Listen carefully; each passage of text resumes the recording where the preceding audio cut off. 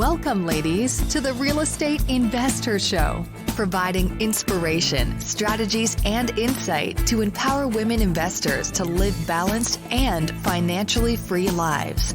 Now, here are your co-hosts, Liz and Andressa. Investors, as we all know, financing deals can be very challenging. If you are looking for funding for your next real estate transaction, we want to introduce you to Fund That Flip. Fund That Flip is a lender that gets you fast and affordable capital on your 1 to 4 unit projects, including single family rental and new construction. Ladies, we have known the founder, Matt, and his company for many years, and they are the real deal. So, Andressa, where can they learn more? Ladies, if you're looking for great terms and reliable service, check out fundthatflip.com/investor. Nicole Dufala is a wife, mom, and real estate junkie. She struggled through her first year in the business until joining KW in 2011. From there, Nicole and her husband have grown their team to 10, added new construction projects, vacation rentals, and are now in the process of developing a waterfront luxury RV resort. On today's episode, we chat with Nicole about the importance of building a team, how to maximize the appraisal process, vacation rentals, and how to raise kids with an entrepreneurial mindset. Welcome back, ladies. This is Liz. And this is Andressa. Welcome back to the Real Estate Investor Show. We want to welcome Nicole to our show. Welcome. Hey, good to be here. Yeah, we're so excited about Nicole being on our show today and getting into her fantastic story. And before we kind of kick things off, welcome everyone back to this lovely show, the Real Estate Investor Show, and just what we're up to in helping women empower women live financially free and balanced lives. So how are you doing that these days, Miss Andressa? I'm doing pretty well. I had a different experience this past week. I went to Judy Duty for the first time. What's duty? No, Judy. J-U. See, my Oh, jury duty. Jury. Oh, there I'm we like, go. what is duty? It didn't sound very pleasant. So I was like, is that something I don't know about in Philadelphia? What was going on? So Got it. Pleasant nonsense. It's not a nonsense, but I went there and I came back without even opening up my mouth. I was like, might as well pick me. I was like, why? Like, pick me to do something here. Can I help out? But the funny thing, I understood the importance of it and everything else, and I was sad that I was not picked and contribute to some way, shape, or form. But the funny thing is, it's very serious, right? So you don't want to miss the name of the judge, your position, and all of that good stuff. There was a guy behind me. He slept throughout the whole time.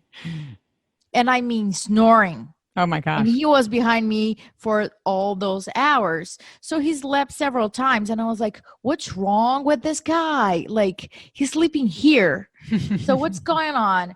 And then I was like, no, what's going on with me? Good for him that he can turn off his brain like that in an environment like this. And literally just sleep. And sleep. Wow. And I was like, I almost woke him up and said, can you tell me what's the secret? Because I want to do that. Sometimes we get so overwhelmed. Yeah. If I wake up in the middle of the night, my brain start, processing it, everything that I need to do. And I was like, no, we're not waking up now.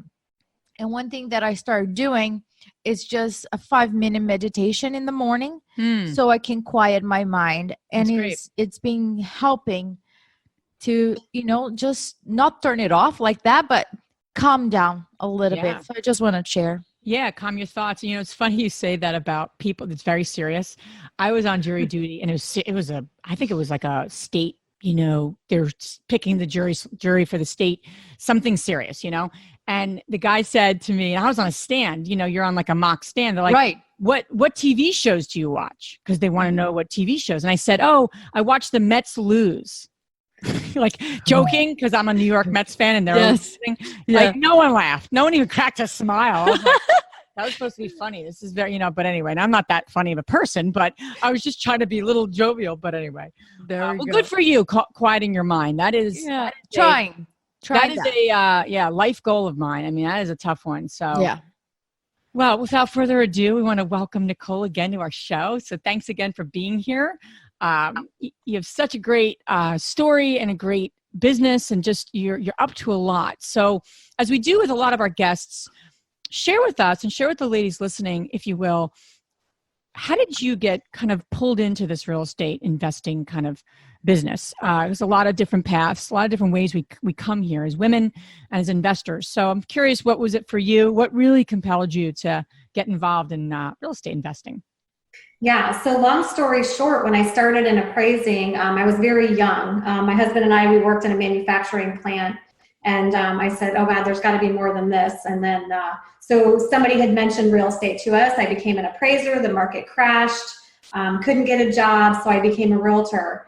And I thought, this is great. I mean, you can make really good money doing it. And then what I realized is I can make a business out of it.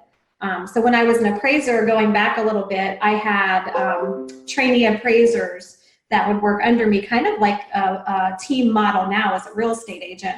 And once I started learning about how we could do that as a realtor, I thought, oh my goodness, I could turn this into a business. So I started the real estate team, and then my husband joined me. And then we started talking to people, and what we would experience is really, really old agents. And I thought, oh my goodness, what am I going to do when I'm 80? I don't want to be selling real estate when I'm 80 because that sounds horrible. I want to, vacation. I want to travel. So the more people that we talked to that were doing cool stuff, kind of introduced us into passive income. And I thought, I got to do that. Like that's where I got to go. So then we just started, talking to people that were doing the things that we wanted to do. And, we just started surrounding ourselves with those people. And as you learn, you kind of like add little things. Like, so first we started doing flips, and then we started getting long-term rentals. And then somebody introduced us to the short-term rental game. Wow. And reading your bio, you're saying that after you start building a team, a lot of the folks that are with you nowadays are being for a long period of time. And it's not rare, but it's you see so many people just starting and quitting very, very easily. What would you say were the things that you and your husband did as a team to build this strong foundation so people will stay longer and contribute to your business? Yeah, so we're huge on culture. We have a great group of people, and it's more than just come in and bang the phones and sell real estate. We actually look into their personal lives and their financial lives, and we try to help them grow as people, and not just, come in and bang the phones and get something in contract. So we do a lot of coaching them on passive income as well, setting up their own businesses so that they can, run a business within our business. And we hang out. I mean, we have a little WhatsApp that everybody's in it, and, all day long, everybody's messaging people just to stay in touch. And your team, Nicole, consists of folks that are on the kind of realtor side, so to speak. They're selling real estate, I guess, on that part of it. Do you have a team as well on your like short-term and long-term rentals and flipping businesses, or is that all kind of combined, or how do you kind of segment your business? Just curious. Yeah, so it's all kind of combined. We have 3 admins, and one of our admins, our listing coordinator, which I'm not real sure I could live without her because she does a lot. She does all of our listings as well as all of our vacation rental check-ins. If something goes wrong, she handles it. So she's kind of like, she takes on more than just the listing coordination role on our team. Wow. And reading your story, you were an appraisal, so you were already familiar with the business. But you mentioned that you struggled during your first year. What are the lessons that you learned during that time, and what would you have done differently? Yeah, the first year that I became a real estate agent, I was almost embarrassed because the appraisal business in my eyes had failed. So I looked at failure like, this is horrible. And everybody's probably laughing at me because they're like, haha, you failed at this business. But what I should have been doing was looking at the failure as growth. And, what did I do in that team setting that I should change moving forward? So I think once I got past that and then got around the right people, because, I started with a different brokerage where they weren't learning based. So it was like, here's your desk, here's your computer and a phone, go work.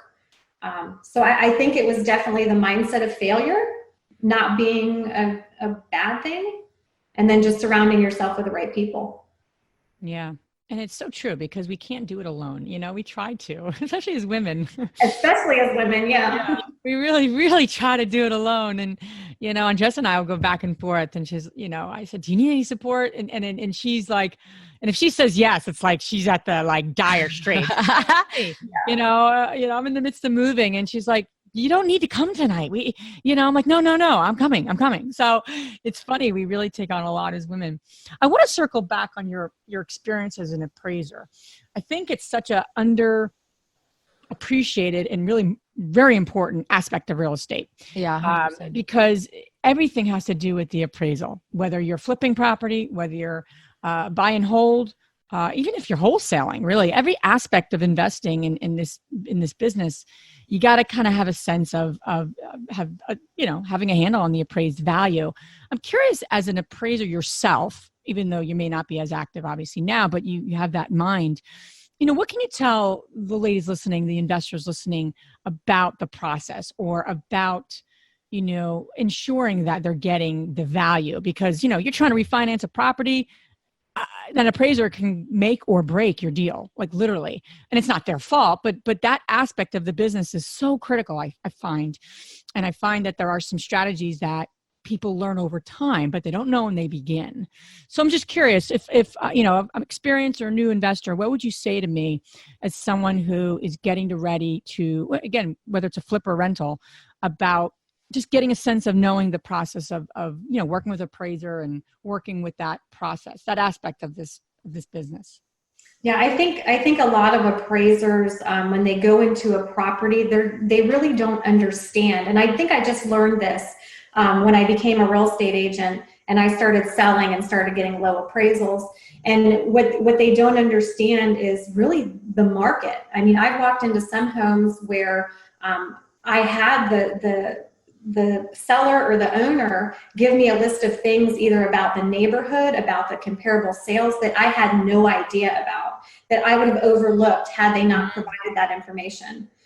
So if I'm selling a property or we know we have to get an appraisal on a property and there's something wonky about the neighborhood or the comps that I see the appraiser will have, I'll try to have a conversation with them, but not try to steer them in a direction of a value, because if you do that, then they get all pissed off. It's like a fine line. Yeah. Yeah, there really is. And I mean, I've had some sellers where they're very pushy, or the realtor is very pushy, and I'm just very turned off about it. But if you're just very informative and you're like, hey, I know you're probably going to use this comp, it's a sinkhole and it's not recorded.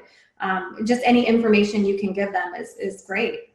I think you're making such a good point of not assuming they know the market, especially because when we're dealing with some lenders that are not from your state or not very local, and they hire an appraisal that, let's say in Philadelphia, an appraisal from the suburbs might not know the density of some neighborhoods in Philadelphia, and we cannot use comps that are a mile away, that we're in another town, let's say.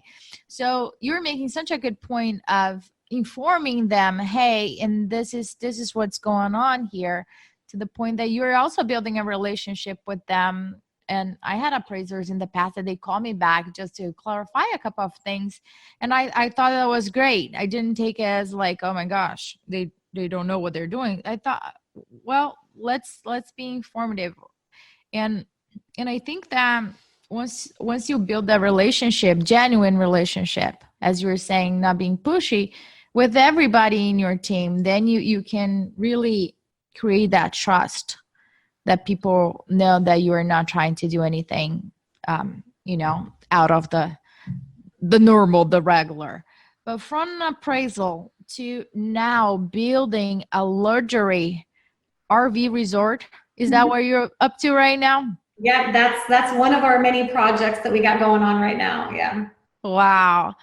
So there's a lot in between. You have flips, you have the short-term rentals, and now the the RV and other things that you might have in your pipeline. What did you have to do in order for you, for the mindset, I'm talking more specifically right now, to go from being a realtor and starting your own business to now developing several business in different directions? What are the things that you had to do in your personal growth in order for you to even imagine that was even possible? I think it's definitely the people that you surround yourself with, and we hear it so often. I get really bored really easy with something. Once I accomplish something, it's like, okay, that's great. Now what? Now what? So it's like, we built a real estate team and we're doing good. I mean, we're not, closing 500 deals a year, but we're doing very well.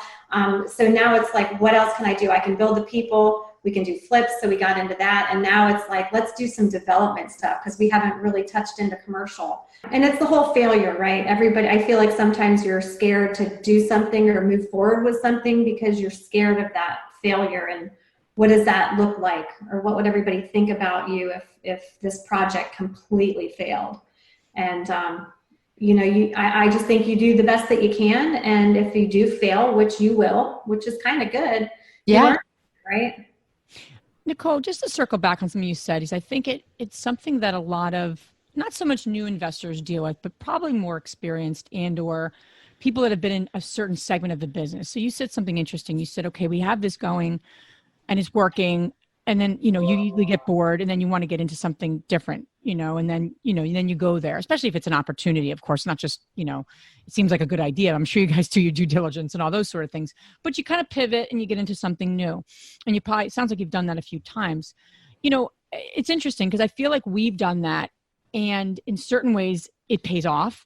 And sometimes it's like, we really should just stick to that because we do that really well. But this over here, it's a little more of a learning curve. And I feel like there's this double-edged sword. And I don't know if I have an answer for it because I see both sides of it still.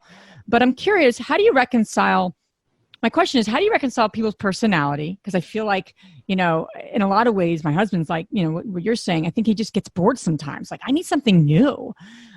How do you reconcile that with making sure the pivot, I like to say, because it's related. It's not like this new business that has nothing to do with what you're doing. It's a pivot. It's a business kind of pivot in a sense.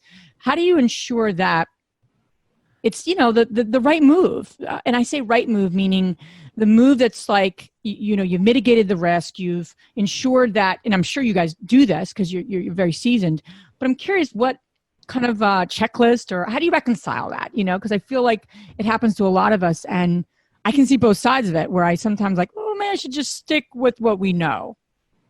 Yeah, I think it's more of an emotional draw. Like if you wake up in the morning and you go, ugh, I got to go flip that house, you probably shouldn't be doing it. Also, numbers don't lie. We've had a few flips that went horribly wrong, that we did wake up and went, oh God, I really don't want to deal with that today. However, I'm excited about the next flip, then, maybe you should stick it out.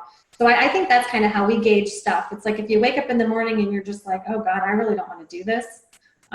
We learned very quickly that we're not good managers. So we hired people to manage a lot of our stuff, just because we had that emotion in the morning. It's like, I don't want to deal with this, so I'm not going to do it. Yeah. And it seems to me that the RV luxury resort does excite you guys. Yeah, it does. Even though we have had, we've had a few bumps in the road with permitting and stuff, as I believe everybody does when they're doing community, but it's still very exciting for us. Tell me about what's involved on it. Jumping on the how-tos, what it's involved on this. I would never talked about this specific type of projects. Is there any tricky thing that you learn on your journey that you didn't know before, and it was like, oh my gosh, okay, now I know? Well, and also Nicole too, share with the listeners what you're doing exactly, because I think that might help give some context too. Okay, so it's basically a piece of land that came across our desk. We are selling a few new construction products as agents, and the builder approached us and said, hey, I have this great idea. I have this piece of land. Do you guys want to go in on it? So we kind of joined forces with him And of course, got the architect, and we've got this great idea. We've got this great business plan. We started, raising money for it, purchased the land. And what I've learned so far is you have to be patient with city governments. Patience is such a nice word. And my husband and I, we aren't very patient. We want it to move very fast. And what we realized is we do have to slow down, and we have to be nice about it. We started the permitting process, and one of the people in the building departments passed away unexpectedly. So that delayed things. And I don't really like delaying things. So I think the patience part is where, I think I struggle with that. But as far as the development, we've kind of been through it because we do sell new construction. Got it. And what exactly, because it's a piece of land, right? Right. And what were the thought process to determine that best of use of the land will be for a luxury RV resort? So they're actually very popular here in Florida. And as we did the research, we realized that, we looked into the sales of RVs at people at a certain age, and the sales are growing significantly. We also have a project about an hour away from us that about 2 weeks before this project kind of came to us, I had a friend that asked me to do an appraisal on an RV lot. Because they're all fee simple and they're sold separately. So I went out, I did it. I talked to the owner of this community, and I got a lot of information because I had never appraised one before. And then 2 weeks later, when it kind of came to us, I was like, wow. There's a sign, like something is telling us we need to do this. But it's so important to be open to those signs, right? I forget the psychological term, but it's like someone saying to you, I just got this, this white SUV, I don't know, a new type of SUV, I don't know what it is. And then you're like, I've never seen that before. And then they're like, yeah, it looks like this. And then they show you a picture on their phone. You're like, that's awesome. And then the next day, all of a sudden, you see them everywhere. And you're like, what happened? Did they just fall out of the sky? No, your awareness was raised. So you're looking for something, and you see it, and then you're like, oh, then I see it. So it's the same thing, like what you're saying. I think it's so important in this business to stay open to those signs, and to be kind of aware, Yeah. They say that kind of like you tell your brain what's important, and then your eyes start paying attention to it. It happened about opportunity zones. We started this conversation, and now everywhere that I go and all the conversation, it's surrounded by it, and it's just like pouring. And I was like, I want to know more and more about all of that. Linking that, like what's coming up. I do short-term rentals, and you mentioned you do it as well. Where are your properties located? So it's kind of hard in our area. We actually learned the hard way that there's a lot of rules about short-term rentals in our area. So, fun topic. Back to the local government and the neighbors that don't really like it. But we found a few communities where they're very legal, and we found a condo complex on the water, and a lot of times you can buy them furnished already. So the last one we just bought about 6 months ago, completely furnished. We went in, just cleaned it up, slap a coat of paint on it, and in 2 weeks we had it up and running. So I think you just have to find those neighborhoods and where they are legal, or the cities where they allow it. We have one that we had to put like a fire sprinkler system in the house, and there was a little bit of work we had to do to be compliant with the local government, but we did it. Very cool. And a lot of people ask me about like the conversion. They have long-term rentals, and they want to turn into short-term, but they are not sure if that is a business that they would like to pursue. What would you say to those ladies that are taking consideration Airbnbs, and what are your criteria in order to determine if that property fits the short-term rental model or not? Yeah, well, first of all and foremost, like I said, is the rules and regulations of the local government, your HOA. The other thing is you got to look at what the percentages are of the what are the homes in the area renting for per night. And then how many nights a month are they averaging? So what I'll do is I'll go into VRBO or Airbnb and I'll look at all the competition that I have. Sometimes there's way too many out there that I say, well, I don't know if I'm going to buy this property, I'm going to have to do something to make this property stand out, whether it's like completely updated, which I don't suggest anybody doing unless the numbers work, or if it has a pool and the other ones don't. The other thing is you gotta make sure you're buying the right stuff for the vacation rentals. And what I realized is people don't care what wall art you have or what curtains you have, but the main thing they do care about is the linens, the bed, and the towels, stuff like that. So we make sure that when we go in, we buy high-end hotel quality stuff there. Yeah. But I mean, everything else is bought from like Walmart or Target. Yeah, 100%. That's great. Yeah, I know. Andres is actually speaking at our local investor meetup this evening on the very topic of what Airbnb, what to do it or not. I forget the exact title, but you're speaking. I'm not. So I'm just saying I'm going to be helpful. Yeah, it's like Airbnb or not Airbnb. Got it. The question. Yeah, and we also have some clients that want us to manage those, and I have a list of everything that they should have in the house, and even down to like a propane tank for a grill outside. So we do have a list if you want me to share that with you of what we suggest you having in a vacation rental. Very cool. That would be awesome. And then we can put it available for all the ladies to download as well. Yeah, okay. That'd be wonderful. So Nicole, you're a mom of 3. You work with your husband, you're balancing it all, as a woman, as an investor. How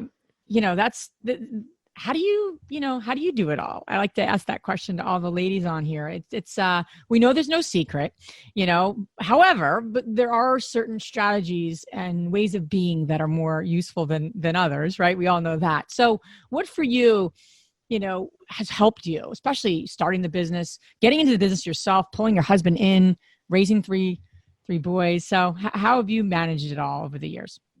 I think having my morning routine is very consistent. I like to get up very early. I like to meditate. I like to work out.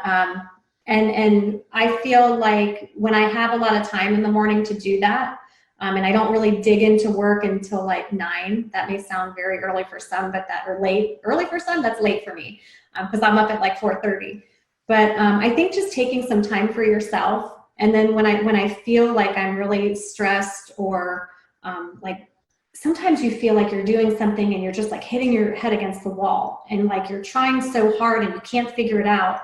When I feel myself doing that, I just stop and I take a step back and say, okay, I'm just going to pause for a day. I'm just going to, sit at home or do something other than try to figure out this problem. So I think it's really about taking time for yourself and doing something that lights you up. If you like, going to get your hair done or going to the spa or whatever, you got to do something for you. That's awesome. You also mentioned that to have a balanced life, you try to involve your family with what you're doing. So it's more like a lifestyle, not something like separated and personal and business. How do you usually do that? So we don't really like to separate our business with our personal life.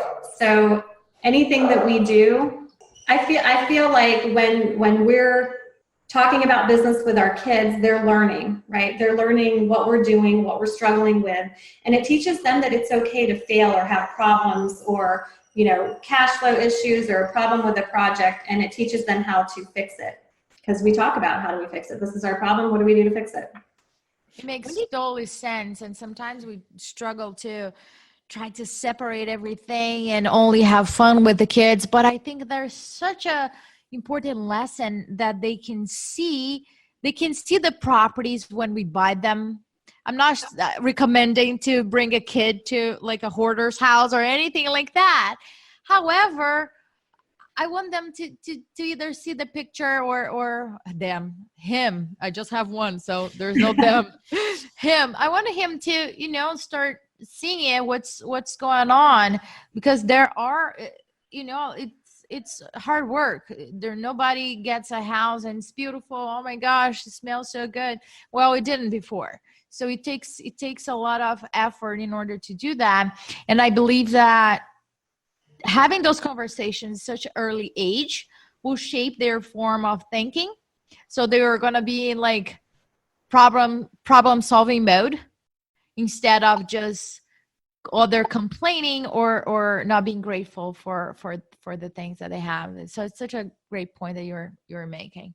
Yeah, and I think that the entitlement that the kids have nowadays, I see it, with my kids' friends where, their parents go out and buy them a brand new car, or, they're doing all this cool stuff. My kid's driving a beat up, pickup truck that, he paid cash for himself. And I believe that they really learn a lot from that when they have to go through that. Even like my oldest just turned 18, and when he was 16, he bought his own truck. We said, you save up the money, we'll pay for the other half. It was a $6,000 piece of crap truck, and he drove it. And he would always say, I don't understand. My friends have all these nice cars. And I'm like, no, you're gonna, 100%. And it starts at an early age. I mean, and selfishly here, I have a 4-year-old, almost 5, and a, almost 19-month-old. I'm curious, like, at what point, because, talking about money, and he's like, he said something, he goes, oh, just order it. My son, just go on your phone and order it, is what he told me the other day, because he wanted a new Lego set. And I'm like, God, he just thinks I just press a button and money just, so, the power of talking about money. And we're starting to talk more about money and things with him, and how do you earn it? Can you earn it by trading your time or passively, like all the different ways? And I'm curious, what did you do? What did you do when your boys were young? Because you were in business, what did you give them allowances? Did you make them kind of work and do it in a small way? Obviously they wouldn't buy a truck, when they were 5, but what did you do when they were younger? Because I'm really trying to figure that out. Like, I'm just trying to really be mindful of that, because I want to be mindful of it so I can set my kids up, for the right mindsets, not just give them whatever they want.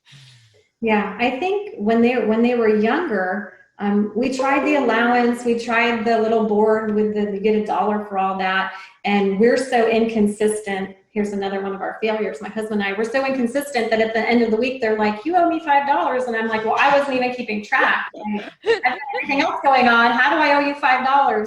So we kind of stopped that. We stopped giving them money. We stopped showing them how to earn it. And then, we just kind of say, you got to help around the house.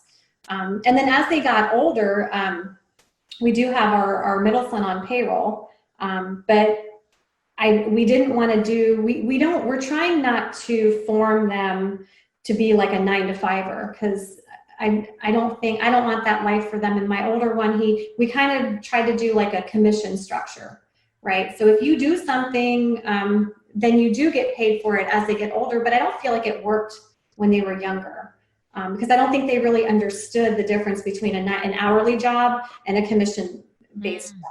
So when they were younger, they would always want toys and, whatever that they saw in the store. And we just tried to keep explaining to them, look, this is kind of junk. Like, we get it home and, it ends up in a toy box, and then we end up throwing it away. And it's wasted money. I don't know if they understood that. I don't know if we were very good when they were kids. We're all trying. I heard about this concept about instead of doing allowance, just saying, well, this is your contribution for the community here, and this is it. You just take the garbage out, or you just cut. So you're not exchanging money. I'm really trying to figure this out, because my son's getting older, and he's a smart little cookie, and he's all up, and I'm like, I just want to. I mean, I was raised very well with money, but I want to take it. I feel like I want to take it to a different level where, we're entrepreneurs. We have our own business. I want to get his mindset different than I'm very appreciative of how I was raised, and so was my husband, but we just want to take it to a different level, especially with the relationship with money. So I'm like, I'm just really thinking through strategies, and they're forming them now. So to your point, right, maybe it's not an exchange of money, right? Maybe it's just, you need to do these things, and that's the contribution to the family. And the money part is like what they can do. We did a one of those yard sales, and he said, I really want a new toy. So we're like, okay, you're gonna have to earn it, and here's the process. And everyone that came up was like, my son was like, do you want this? Do you want this? It was just so funny. I mean, he was a funny sales guy. I mean, he's like, you want this? Do you want this? Like just everyone, no small talk, just right to the point. But anyway. Yeah. I do remember when the kids were younger, we did a yard sale and they're like, we're going to sell lemonade. And I was like, oh, this is a great opportunity to show them how to be an entrepreneur. And I was like, okay, how much does the can of lemonade cost? We're going to this is our expenses. And they just totally didn't understand. So I was like, okay, that doesn't work. But I do remember my older son, when he first learned about flipping. So he bought a skateboard in 7th grade off of online somewhere. And a week later, he didn't like it. And I said, well, you need to find somebody to buy it. So he bought it for like $50 or something, and he tried to get rid of it for a week. And finally he found a kid that wanted to buy it for $60. Wow. And we said, stop, let's talk about what just happened. And I think from there on, he actually got it, because over the last couple of years, they flip everything they can find: shoes, electronics, and I'm sure you hear about a lot of people doing it, especially if you listen to like Gary Vee. No, that's a great point. And you're raising an excellent point that all of us can do, especially, moms with kids, it's like, or grandkids for that matter. Look to see what they're interested in. And they're probably not going to be interested in it in 2 weeks. To your point, like whatever my son, like Paw Patrol. Well, Paw Patrol's on the way out. I mean, they're like 2 weeks ago, So, but it's not what a great thing. It's like, what are they interested in? Take what they're interested in, see if that's like that type of approach. Maybe it's not a skateboard, maybe it's a Paw Patrol toy or a Lego set or, whatever, Lorenzo's interested on, Jessa, whatever it is. But that's a great suggestion. I think that's a great way to think of it, is what are they interested in? Before they get something new, you have to let go of the old thing. Yeah. Yeah. And I think the whole concept teaches them, as they get older, you can roll that flipping shoes or skateboards into flipping houses, right? Yeah. Absolutely. I love that. It's a great way of thinking of it. Appreciate that. I've been personally struggling with that. Like, how do I teach this and do it in an early age rather than like waiting, so appreciate that. So Nicole, we could probably keep chatting with you, and we'd love to have you back on a future date. Where can the ladies listening learn more about all the great things that you and your husband are up to, and all the investments and development stuff and all the great things you're up to? Yeah, so we're on social media, Nicole Dufala. We have our real estate team is Lock and Key Realty. So you can just Google that and find us there. And we are actually located in the Tampa Bay, Florida market area. So just reach out. Awesome. And all this information is going to be on our show notes. So just go there and you have the links to reach out to Nicole. Now we're going to transition to our fabulous 3 questions. Are you ready, Nicole? Yes. All right, let's go. The first one is, what's the most transformational book you have ever read? It would have to be most transformational book. Mm-hmm. I think it would have to be The Miracle Morning. Good one. How did that impact you? I think it taught me how to start the day, how to get that morning routine going and just start the day off right, because I think it's so important to do that. Agree. The second question is, what's the most powerful routine you do to create a financially free and balanced life? I hate to say the same thing, but it has to be the mental clarity in the morning, right? Like if you're not on your game, with your mindset, it affects everything else. Got it. The third one, last one is, which woman, famous or not, has inspired you the most? I have so many women in my life that inspire me. I am part of a women's group called Symmetry 7, and I feel like everybody is so different, and I've been with them for about 3 years now, and they really inspire me by everything that they're doing, because a lot of them, it's so much different than what I'm doing.